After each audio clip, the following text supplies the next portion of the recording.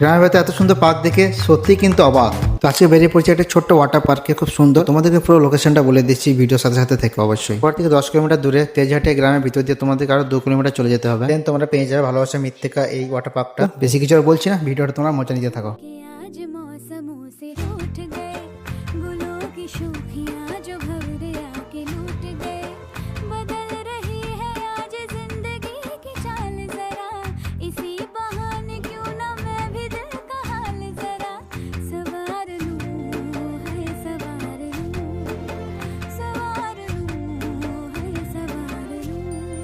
पाके झोंके आज मौसमों से रूठ गए, गुलों की शोखियां